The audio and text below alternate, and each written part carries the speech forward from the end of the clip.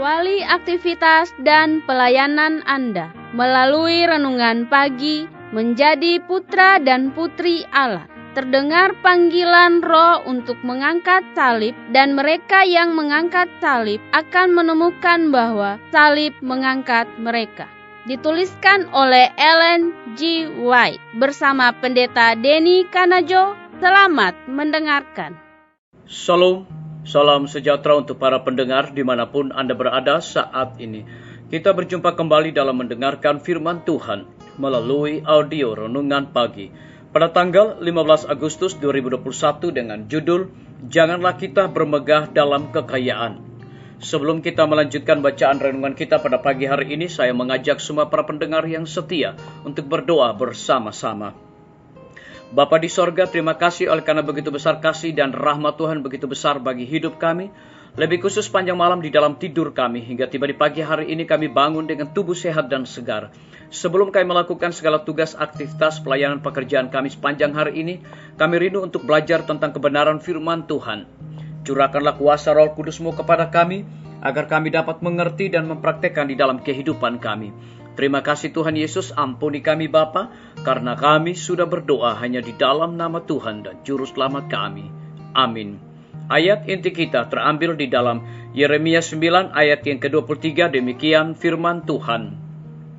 Janganlah orang kaya bermegah karena kekayaannya. Mari kita ikuti penjelasannya. Orang kaya janganlah bermegah karena kekayaannya. Jika kita menaruh kasih sayang kita pada hal-hal duniawi, kita gagal untuk meninggikan Kristus. Iblis akan mempertahankan pikiran kita tetap asik dengan hal-hal dalam kehidupan ini, sehingga kita dapat kehilangan pandangan akan kehidupan yang lebih tinggi. Tetapi kita tidak bisa menyerah kepada muslihatnya.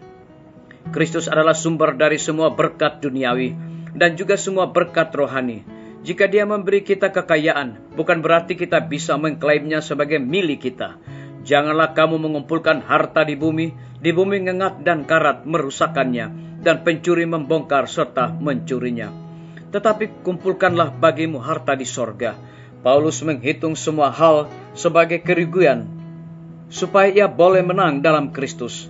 Tetapi ketika Juru Selamat meminta harta milik kita dan pelayanan kita, ada banyak orang yang merasa bahwa mereka tidak dapat menaati Allah dan membawa harta duniawi mereka bersama mereka, dan mereka memutuskan untuk tetap tinggal dengan harta mereka.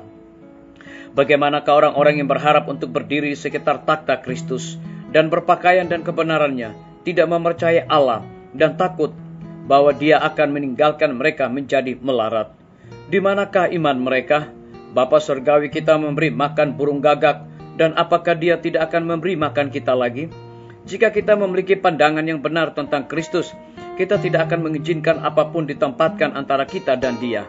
Mereka yang belajar untuk melihat seberapa dekat mereka dapat hidup dengan dunia dan menempatkan sorga juga, akan ada datang cukup dekat untuk menutupi pintu sorga baginya.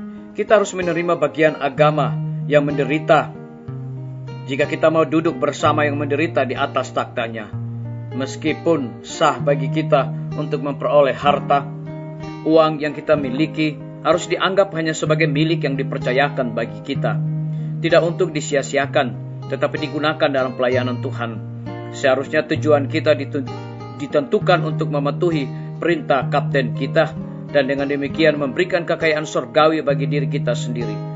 Kemudian ketika segala sesuatu di dunia ini musnah, kita akan memiliki harta di sorga yang tidak rusak. Biarlah bacaan renungan kita saat ini akan menjadi berkat bagi kita semua. Mari kita tunduk kepala dan berdoa. Bapa di sorga, terima kasih karena kebenaran firman Tuhan pada pagi hari ini mendatangkan berkat bagi masing-masing kami, dan mengingatkan kembali kepada kami bahwa orang kaya janganlah bermegah karena kekayaannya.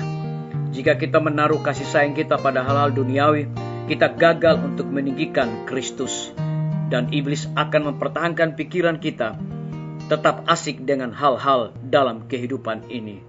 Terima kasih Tuhan atas kebenaran firman-Mu pada pagi hari ini. Saat ini hamba berdoa untuk pemerintah kami.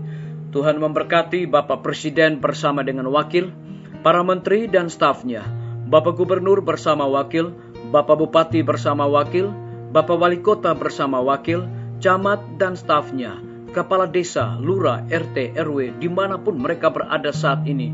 Mereka sangat membutuhkan kuasa Tuhan. Curahkanlah hikmat Tuhan sorga kepada mereka, agar dapat menjalankan roda pemerintahan di tengah-tengah pandemi saat ini, boleh sesuai dengan amanat dan titah Tuhan sendiri. Kami menyerahkan para tim medis ke dalam tangan Tuhan. Engkau lindungi, pelihara mereka, berikan kekuatan, kesehatan, hikmat sorga, dedikasi dan sukacita di dalam pelayanan, agar mereka dapat memberikan pelayanan yang terbaik bagi orang-orang yang sakit dan lebih khusus terpapar oleh karena COVID-19. Kami juga menyerahkan guru-guru, kepala sekolah dan semua siswa ke dalam tangan kasih dan rahmat Tuhan. Kiranya Engkau curahkan hikmat Tuhan sorga, agar mereka dapat menjalankan tugas pelayanan mereka di setiap lembaga pendidikan, boleh sesuai dengan apa yang Tuhan kehendaki. Kami berdoa untuk pimpinan-pimpinan organisasi gereja Tuhan, dari tingkat yang tertinggi sampai kepada gembala jemaat dimanapun mereka berada saat ini. Tuhan lindungi, pelihara mereka, berikan kekuatan, kesehatan, terlebih curahkanlah kuasa Roh Kudus-Mu kepada mereka, agar mereka dapat menjalankan tugas pelayanan mereka dengan penuh sukacita, dan lebih daripada itu, biarlah mereka juga menjadi berkat di dalam segala pelayanan mereka dimanapun mereka berada. Kami juga berdoa untuk TNI, Polri, PNS, wira swasta, petani, pedagang, nelayan, ojek online, dan saudara-saudara kami yang ada di dalam penjara. Tuhan lindungi, pelihara mereka, cukupkan kebutuhan mereka, curahkan juga hikmat Tuhan sorga, kekuatan, kesehatan, agar mereka juga menjadi saluran berkat di dalam segala tugas tanggung jawab yang Tuhan sudah berikan kepada mereka masing-masing. Kami juga menyerahkan para pendengar yang setia dimanapun mereka berada saat ini, yang berulang tahun, dengan bertambahnya usia yang Tuhan percayakan di dalam hidup mereka. Biar mereka selalu bersyukur dan melayani Tuhan senantiasa, dan biarlah mereka pun juga bertanggung jawab di dalam segala tugas yang Tuhan sudah percayakan bagi masing-masing mereka. Kami juga berdoa bagi saudara-saudara kami yang sakit di rumah, bahkan rumah sakit. Tuhan jamah tubuh mereka yang lemah melalui makanan, minuman, obat yang dipergunakan. Yang berada di dalam kebimbangan, Tuhan berikan kepastian hidup kepada mereka. Yang membutuhkan biaya untuk kelanjutan pendidikan anak-anak mereka, Tuhan memberkati usaha pekerjaan mereka. Terima kasih Tuhan Yesus. Ampuni kami Bapa, karena kami sudah berdoa hanya di dalam nama Tuhan dan Juru Selamat kami. Amin. Sampai jumpa. Tuhan Yesus memberkati kita semua.